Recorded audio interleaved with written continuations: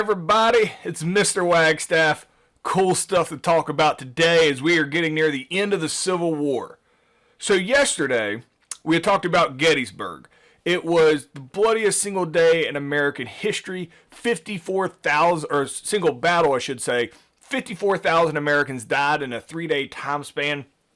Unmatched by anything that has ever happened in American history since, or before. So, this is really important, all right? The reason Gettysburg is so important is while the North was adamantly against the war, because so many people were dying, like after Antietam, Gettysburg is starts to be a turning point. Because, yes, 54,000 Americans died, all right? But it is obvious that Lee can't really mount another attack. So the North, they are really focused on the amount of people that are dying in this war. All right. But Gettysburg is a massive victory for the North. So people in the North are kind of confused on how to feel about the war at this point after Gettysburg. While, yes, it was a huge victory. And obviously the South is now on the ropes. The amount of people who died, it's overwhelming to everybody, and they don't really know how to feel about it. And we're going to get back to that mentality and how Lincoln specifically is going to shape the perception of the war at this point, right before the election in 1964. But something else happens right before the election in 1964 that is really going to help Lincoln. All right, and it is another major catastrophic, I don't know if that's the right word, big time win for the North. Now, let me show you what's happening here. This is the last thing we left off here with the let's put it out here, with his bench. So he's done fired all these guys, all right? He doesn't know who in the world he's going to put in charge here to try to fight Lee, because, yeah, Lee's on the ropes, but Lee is still Lee, and he's like a Superman, it feels like. Like, how is he possibly going to beat him? So you got crazy dude out here. And Lincoln's like, nah, dude, I can't actually put you in trouble because I don't know what you're going to do. Like, you're crazy. I can't deal with you. So he doesn't really want to put crazy dude in, all right, to fight Lee because he's unpredictable. But I wanted to show you this graphic and talk about the rookie here. He is far from a rookie at this point. He is a grizzled veteran. This is Ulysses S. Grant. He's won at the Battle of Shiloh, and the whole time these guys have been getting fired. Ulysses S. Grant's been doing work over in the West, all right, winning time after time. So that brings us to where we are here today. So just to clarify again, while there's the West here and then over here is the East, the goal of the East is, if you went further off this map, Richmond would be over here, off the map. So the East is trying to take over Richmond, and then the West is trying to take over the Mississippi River, which is right here. Squiggle, squiggle, squiggle, squiggle, squiggle. All right. The reason there's an East and the West, and they can't go back and forth, is because there's these mountains, the Appalachian Mountains. They go all the way up and down the eastern seaboard that prevent the military from hopping back and forth across the Appalachian Mountains. So you kind of have to be designated on one side or the other. So there were two plans for the North to win this war. The easy one, as it should have been, was to take over Richmond. But they haven't been able to do that. They've gone through general after general after general, and Lee is just too good. They just can't figure out a way to defeat Lee. So the long shot way of winning was take over the Mississippi River, which is like a suicide mission, or so it was thought at the time. Because the Mississippi River right here, squiggle, squiggle, squiggle, squiggle, squiggle, all right, all the way up. The Mississippi River is the lifeline for the South, and it's very well defended. Kind of surprising to everybody at the time is that Grant, we'll just put a big old G here for Grant, because this is basically Grant's territory now. Grant has just wrecked shop up and down the Mississippi River, taking over forts anywhere he needs to. Like every dot is a fort he took over. So while everybody else is losing, Grant is dominating. Now, Grant's had the same army for years now. These are grizzled veterans that are, combat ready. A lot of these 100,000 man armies Lincoln keeps giving to people like Burnside and Hooker and these guys, those are new recruits, and they're not experienced. Grant's men are legit and they're experienced. Now, there is one big mamma jamma left down here. All right. The big old mamma jamma is the city of Vicksburg. All right. So it's a fort, but it's like a city fort. All right. This is the last stronghold of the Mississippi River. If you can take over Vicksburg, all right, if you can take this city over, this fort city, you have completed the Anaconda Plan, and you have the South completely surrounded, and you can just squeeze them until they suffocate. If Vicksburg loses, they no longer have access to the Mississippi River. They can't do anything. And so Grant is going to attack Vicksburg. Now, this is basically like a suicide mission, it seems, because how in the world is Grant going to attack a city that is as well defended as Vicksburg? It is much more difficult to attack this fort than any of the other forts. So what Grant's going to do is he is going to, and so I kind of zoomed in. So right here, if we zoom in on this, this is what it looks like. All right, so here's Vicksburg right here. Instead of trying to attack Vicksburg, what he does is he puts it under siege. All right. What putting it under siege means is he just surrounds it. All right. Like 100, he just surrounds it and keeps anything from going in or out, like nonstop. So nothing go in. So basically starving, and then they're going to fire artillery, just 24 hours a day into Vicksburg to try to get them to surrender. Vicksburg knows how important they are to the South. Vicksburg tries their hardest to hang on as long as they possibly can. They all run out of food because they're put under siege. There's constant shelling, people getting killed. When they run out of food, they turn around to start eating dogs and cats and horses and rats. The Vicksburg tries their hardest to hold on. There is no help coming. Lee, who's on the other side of the country, he's over in the east. Lee's got maybe 20,000 men left. Lee can't come and then leave Richmond vulnerable. Johnston, that was over here, he got killed years ago. There's nobody here to come aid Vicksburg, so Vicksburg just holds on as long as they can. All right. And then in the summer of 1864, so it's a couple months before the election of 1864, Vicksburg surrenders. This is huge. So Vicksburg surrenders in the summer of 1864. When Vicksburg surrenders, the Anaconda Plan is now complete. Everything's been taken over in the West, thanks to Grant. This is huge. Defeating Vicksburg completes the Anaconda Plan, and now all of a sudden, the North has a path forward on how to win. The dynamic has changed really quickly after Gettysburg and then after the fall of Vicksburg. So this is just a really awful painting of the siege of Vicksburg. It's just probably 10 times more brutal than what this looks like. But I thought I would show it to you. All right. It's re-election time. So what I want to do is I want to talk about a very, very, very, very, very famous story. The Gettysburg Address. The Gettysburg Address is probably the most famous speech in American history. There are a lot of teachers who will have you go memorize the Gettysburg Address. I don't know how memorizing the speech itself helps you understand the concept behind it, so I don't do that. But this speech right here, it's a 2-minute speech, changes the entire world by Abraham Lincoln. All right. So here's the story. So Lincoln, even after Vicksburg and Gettysburg, people feel, people don't really know how to feel. They're horrified by the war, and they hate the war. Leading up into the election of 1864, Lincoln is like the most hated president we've ever had. He has no chance of winning re-election. Like, none at all winning re-election. So Lincoln does some stuff Because he realizes if he loses this election, and who's he going to lose to? McClellan, the super slow general that he fired twice. That's who's running against him. And if McClellan wins, McClellan says he's going to stop the war.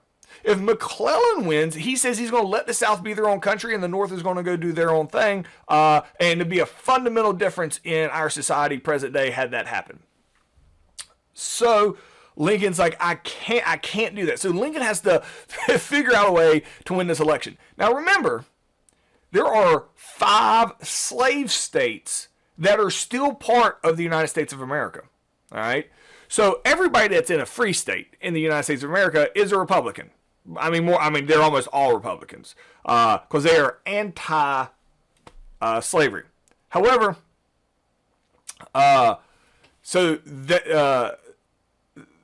everybody that's anti-slavery is Republican. The border states who have slaves still support slavery in the United States because there's 5 states that are still part of the United States. They're all Democrats. They all get to vote in this election. So there's 2 Republicans that are running. Abraham Lincoln and McClellan. Lincoln trying to get every possible vote he can because he's way behind. His vice president that he's going to run with in 1964 is a guy named Andrew Johnson. This is going to be really important because Andrew Johnson is a Democrat. That's right, Abraham Lincoln picks a guy that supports slavery as his running mate. Because Abraham Lincoln, honestly, is trying to not seem too extreme. He also needs the votes of those 5 states because he doesn't know where he's going to get votes from. He is horribly unpopular. People hate this war. All right. So right before the election, actually, it's the Gettysburg Address. This is on the anniversary of Gettysburg. All right. So they are going to turn the battlefield where 54,000 people died. Like 54,000 people died at Gettysburg. All right. They're going to turn that battleground into a graveyard, a cemetery. All right. In honoring. And they're going to have a big, sorrowful mourning type shindig here to honor everybody who died. So all the big name people are going to show up for this. Guess who doesn't get invited? Lincoln. Lincoln doesn't get invited. When Lincoln realizes he's not invited, he's like, hey, where's my invitation? And they're like, yeah, so we purposely didn't invite you to Gettysburg when we turned this into a memorial because you're the reason this happened, and we all hate you, so you're not even allowed to come. And Abraham Lincoln has to puts on his big boy pants and says, no. I'm the president of the United States. This is going to be a federal memorial. I'm coming.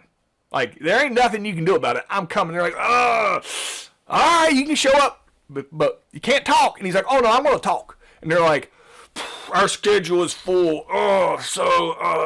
Don't know if we can fit you in. He's like, no, you're going to fit me in. And they're like, okay. So they're like, best we can do is 2 minutes. You get 2 minutes to talk. Now, there's going to be a speaker there, Edward Everett. At the time, Edward Everett is the absolute best speaker in America.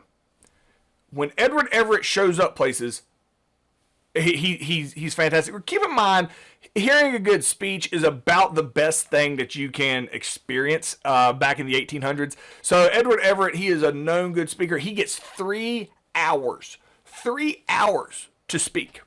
All right?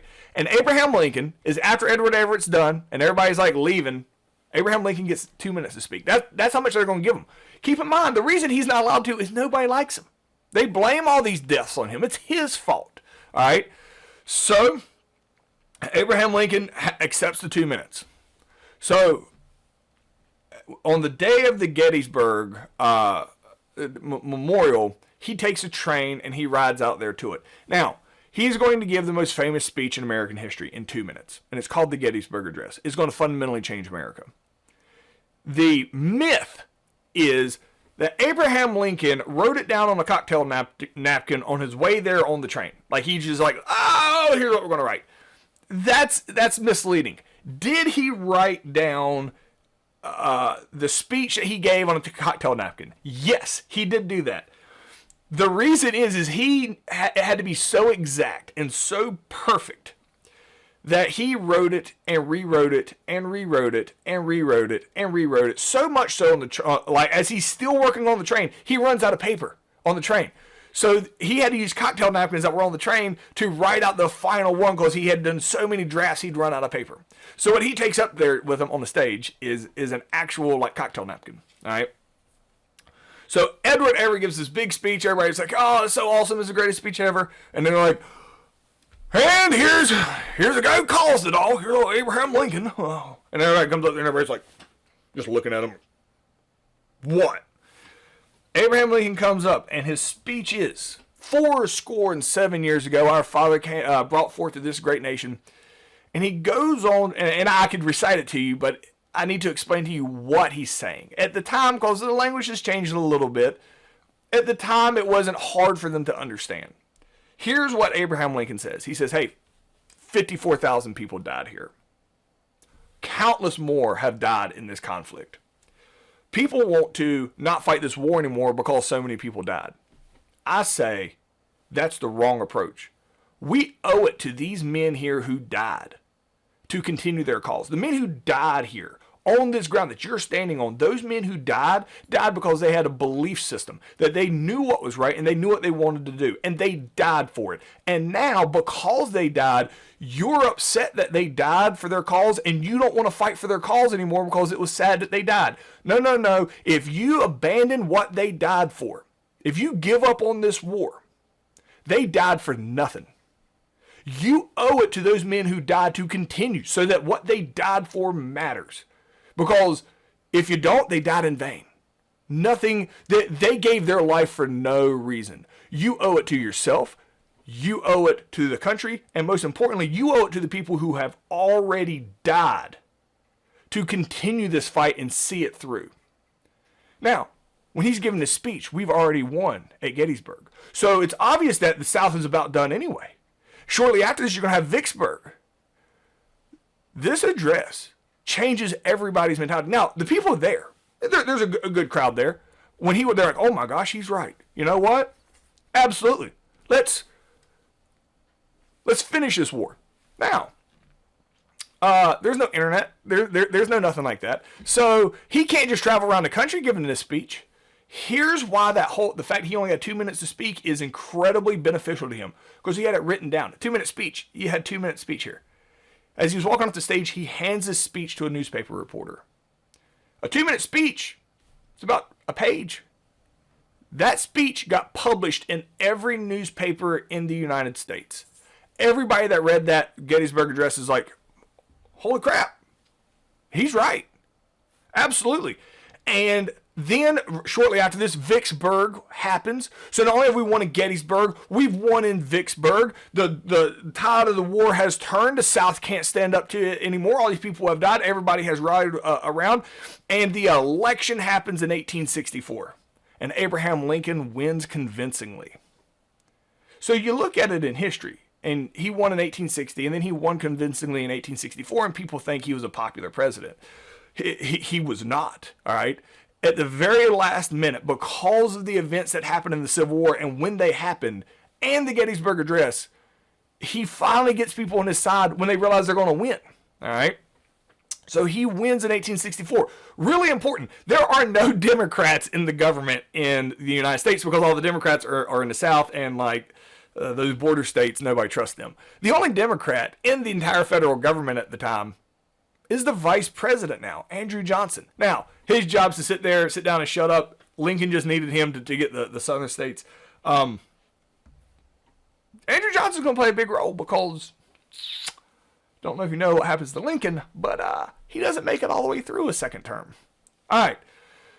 So, once Abraham Lincoln, he wins the election, so now he's got 4 more years, and he's like, gloves are off, it is go time. All right. So now Lincoln has to come out and he's got to find a way to finish this war. Lee's on the ropes. How is he going to be able to defeat Lee? Well, here's how he's going to do it. You still got him. He'd won at the Battle of Shiloh, and now he's won at the Battle of Vicksburg. He's completed the West. Ulysses S. Grant. This dude is a stud. He's awesome. And guess what? He has nothing else to do now. He's just hanging out there in the West. Your best general that you got. The rookie who is now your veteran. Your best general. Well, guess what? Let's take Grant, who's undefeated, and face off against Lee. Absolutely. So he sends a message over to Grant and says, Grant, come on back to Washington, D.C. You're going to fight Lee. Grant says, yes, sir. Let me get my men together, and we're going to head that way. And Lincoln's like, no. We don't have time to bring 100,000 men back. Lee moves faster than that. We can't do that. I want you to come back. I'll give you a new army, and that's the army you will take to fight Lee. So Grant's like, okay, I'll get on a train. I'll head that way. He's like, but I got 100,000 men here, like, and they don't have anybody to like watch them. What can I do? And Lincoln's like, I'll take care of it. All right. So Grant gets moved from the west to the east, and he is given a new army, and his job now is to go fight Lee. Figure out a way to take over Richmond. You took over the west. Find a way to take over the east. Now you got 100,000 men just sitting down there at Vicksburg with nothing to do and nobody in charge. So Lincoln's got to put somebody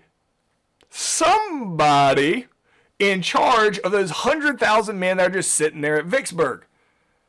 So Lincoln looks at this dude. He looks back and smiles, and Lincoln's like, stop your smile. Fine. Crazy dude, fine. You can be in charge of Grant's men, but just go on down there and I'll send you some orders. So this is crazy dude gets put in charge of Grant's men that are left over there at Vicksburg. Doesn't have anything to do, right? You just go down there and Lincoln's like, I'll send you some orders when you get down there. You're basically going down here to babysit these men. This is William Tecumseh Sherman. So I keep saying he's crazy. Dude's crazy. Now, he is not stupid. I make him out to be, he is not stupid. He's a little brutal. He is not stupid. Why I say he's crazy is he does have some like serious issue. Like he would go through phases where he would start bottling and keeping his own urine, like massive amounts of it. Like he struggled, and everybody knew that he wasn't all there. Like it wasn't he was missing things. It was almost like he had extra stuff. Like he's just very unpredictable. He was a very, very effective military commander, but terrifying to people because he was crazy. Lincoln knows he's crazy. Lee knows he's crazy. Everybody knows that he's crazy, but nobody will tell him he's crazy because he is terrifying. All right. This is a picture of William Tecumseh Sherman. So the reason I think it's so funny, and I hope you did, it may not, when I have that Photoshop picture of him smiling, this is his face. This is not a smiler. This is not a man this is not a happy man at all. I've got some of his quotes here. He said, Grant stood by me when I was crazy, and I stood by him when he was drunk, and we will now stand by each other. I will make this war as severe as possible and show no symptoms of tiring till the South begs for mercy. And he ain't joking. This dude, I like this one here. He says, if I had my choice, I would kill every reporter in the world, but I'm sure I'd be getting reports from hell before breakfast. Meaning, he kill all the reporters, they'll just go to hell, and then, because they're evil, and then, but he says, I make up my opinions from facts and reasonings and not to suit anybody but myself. If people don't like my opinions, it makes little differences. I don't solicit their opinions or votes. He's like, I don't care if you like me or not. It doesn't matter to me. I'm going to do my thing. I have my own reasons for doing things. I don't care if you like me or not.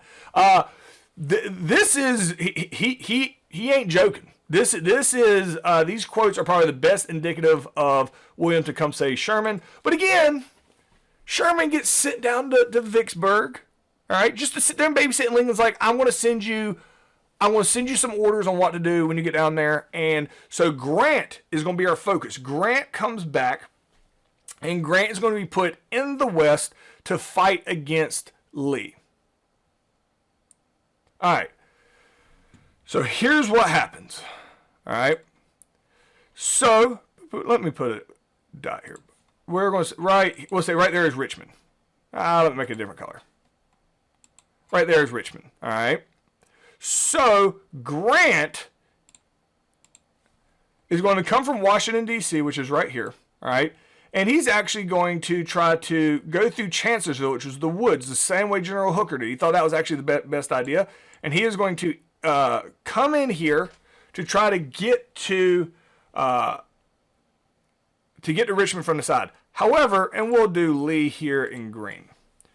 Lee, all right, and we'll put a little L here that Lee is defending Richmond, but Lee knows exactly what they're going to do, all right? He knows that this is probably where they're going to go. He doesn't really know how Grant's going to react to things, and this is really important, all right? Grant has an advantage over every other general that's ever fought Lee, and his advantage is the fact that Lee has no idea who he is. So while Lee had trained all the other generals, Grant, he was a rookie. Like, he got promoted at the start of the Civil War. Lee doesn't know him. He doesn't know his tendencies. He doesn't know how he's going to react to things like the other guys. So Lee is going a little blind here. So what happens is Lee doesn't let him get all the way to Chancellorsville. Lee's going to take the fight to him, get him as far away from Richmond as possible. So Lee goes out here, and they fight in the woods. So Lee actually, where he didn't want to fight Hooker in the woods, and after Gettysburg, he kind of has to. He just doesn't have the men. So he's got probably 30,000 men, and that is it. And they're probably, that's it. 30,000 men is probably what Lee has. Grant probably has 100,000. Just astronomically outnumbers him. But Lee usually wins in these situations. So Lee goes to attack Grant, all right, in the woods, and a huge battle takes place in the woods. This is called the Battle of the Wilderness. All right, the Battle of the Wilderness takes place in the woods, and the fighting is so ferocious that the woods catch on fire. This is my fire. Let's see, kind of even throw a little orange in here. Does that look like fire? Doesn't look anything like fire. Pretend that's fire. All right. So fire breaks out here in the woods, and the fire is so intense they have to stop fighting. All right. And Grant's men, we'll put a little G here. Grant's men have to back up. All right.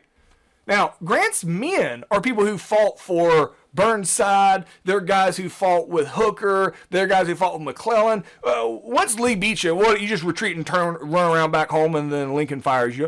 All right. So like, I guess since we can't fight anymore, we'll just retreat and go home. And Grant's like, what? No, we're not going back home. We're going to run south.